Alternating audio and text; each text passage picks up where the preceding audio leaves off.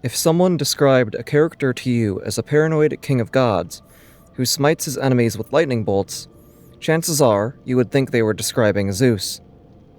But have you ever stopped for a moment and thought about who else might fit this description?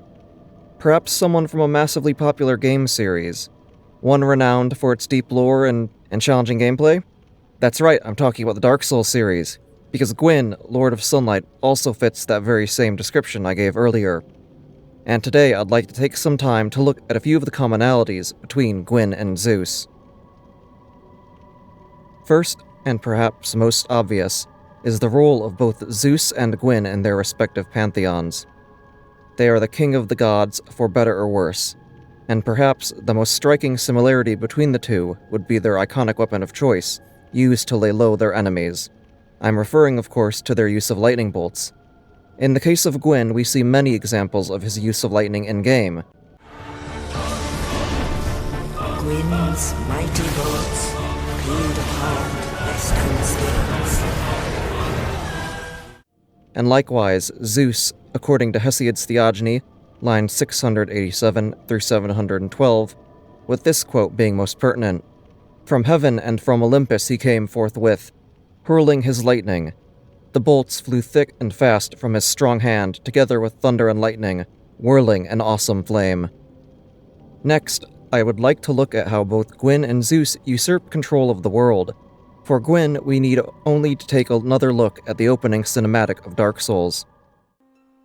In the age of ancients, the world was unformed, shrouded by fog.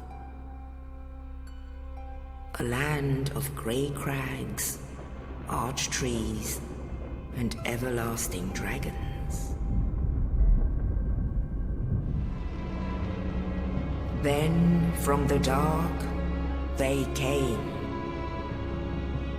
and found the souls of lords within the flame.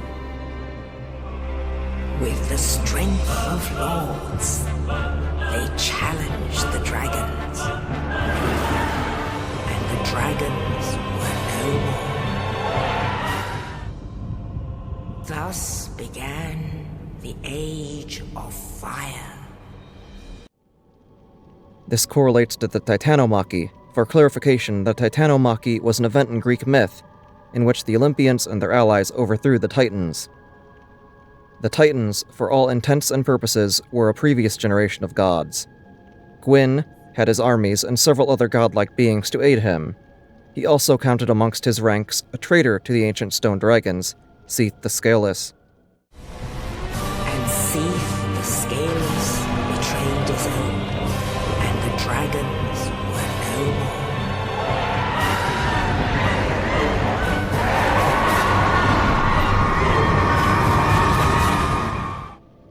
Zeus, along with his divine siblings, had several other groups, such as the Cyclopes and Hecatoncheires. In addition, a number of Titans sided with Zeus over their fellows, akin to Cede's betrayal.